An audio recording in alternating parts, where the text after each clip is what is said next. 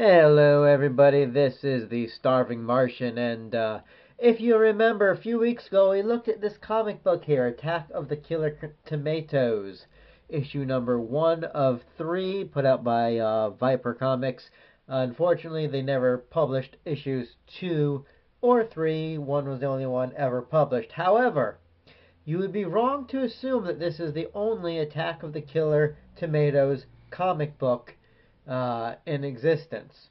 There's another one out there, also simply called Attack of the Killer Tomatoes, the comic. And here it is. Alrighty. So I had seen this one floating around on the internet. I've seen it a couple times on Amazon, eBay, and I avoided it at first. I thought that it was like an alternate cover, but upon closer inspection, I determined that it was not. And that's simply because it's put out by a different publisher. While this one here from 2008 was published by Viper Comics.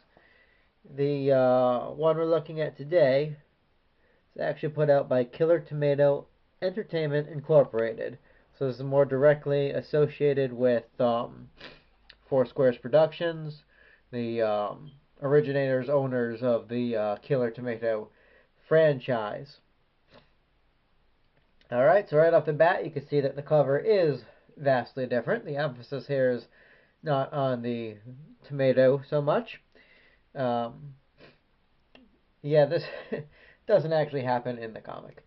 Actually, not much happens in the comic because the comic's only like, I don't know, 8 pages long. That's the first thing you notice when you get this thing, is that it is very, very thin. It's got a cover price of $2.50. I paid a bit more for my copy. Mine was like $9 plus shipping, because these things are pretty rare. And I've seen them go for 15 plus. Do not pay 15 plus for this comic. In fact, don't even pay the $9 I paid for this comic. Unless you are a Killer Tomato fanatic and must own every bit of merchandise humanly possible, you could skip this one. And we're going to get into that in just a moment. Alright, so Attack of the Killer Tomatoes, the comic. What is this? Well, as we can tell from the back,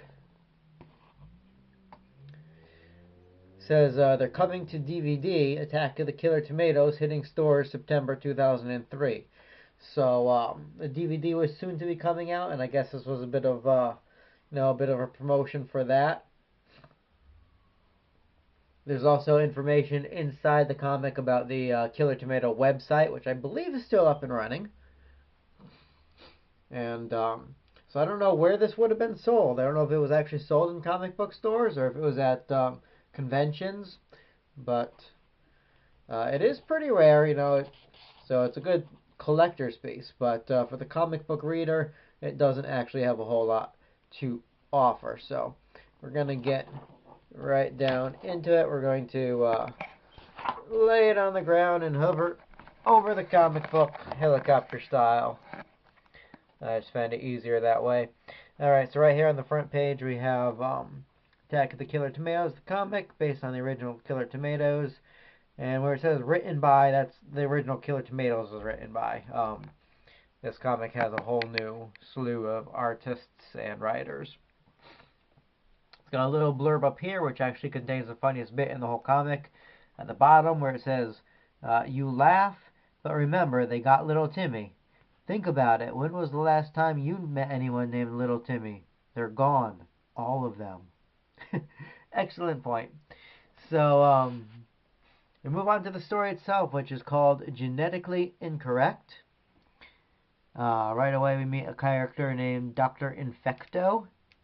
And he's a scientist. He is pro genetically engineered vegetables, and he's trying to convince his sparsely populated room here to go out and to proselytize and tell everybody how great genetically engineered vegetables are and how they're going to solve world hunger.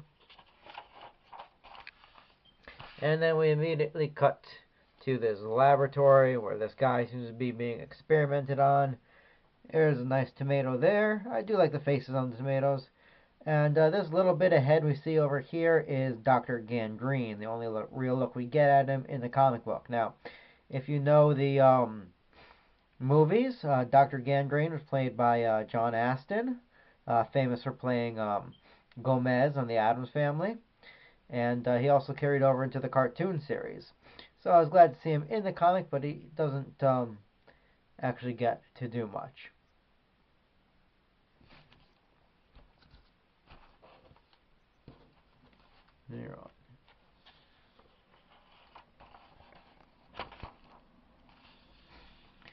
Okay, I would call the art in this serviceable. You could tell what's going on, but that's about it. Alright, so up here we are introduced to a couple of characters. This guy here looks like Fred from Scooby-Doo. Just the way these word balloons are even drawn is kind of amateurish. But we're met to a couple characters over here, Todd Smart and Dave Valiant. And they enter this laboratory. They're complimented on their lunchbox. Actually, no, it's not even their lunchbox. It belongs to the scientist guy because inside are these killer tomatoes. Which this guy is quite impressed by. Moving tomatoes. Sweet! Now, this comic takes place sometime after Return of the Killer Tomatoes, so you'd think people would be smart enough to avoid tomatoes that move.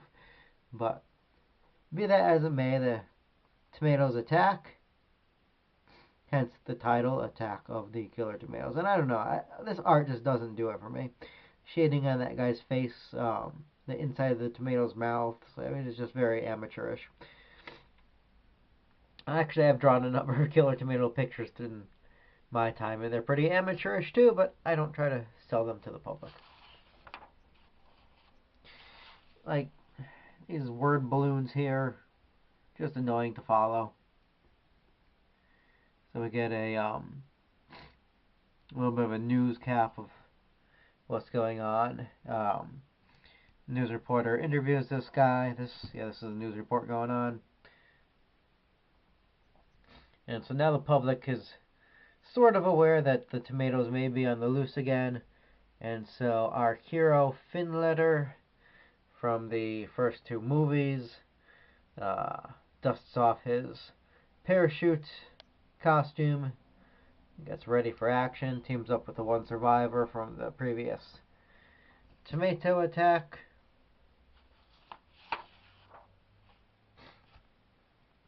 And they're on their way. There's a nice picture of Fuzzy Tomato. I guess he might have appeared in future issues. This, I guess, is Tara Baudelaire. Or, not pronouncing her name right. And up on the top, we read that Wilbur Finletter, hero from the two Great Tomato Wars, that's how we know it's after the Return of the Killer Tomatoes, tells Dave Valiant about tomatoes and battles of the past. Finletter has seen enough tomatoes to fill several lifetimes, and he just hopes that Dave has what it takes to be the new hero against tomatoes, for Dave's destiny is painted in red. But we will never know, because this was the only issue, because it wasn't very good and nobody bought it. Alright. Oh, also there's Have You Seen Little Timmy? That made me laugh again. Anything involving Little Timmy going missing and getting eaten by tomatoes is hilarious. Don't forget to visit the new website, which isn't so new anymore. It's at www.killertomatoes.com. Alright, and so that's about it. That's Attack of the Killer Tomatoes, the comic. On the whole, the first one we took a look at is a lot better. The art's better, the story's better. There's actually more than like 5 pages of story. It's also a lot cheaper to find online. And so yeah, if you want a Killer Tomato comic book, I would highly recommend this one as opposed to that one there. However, just being a Killer Tomato fan and collector, I'm glad to have it in my collection, especially how unusual and rare this one is.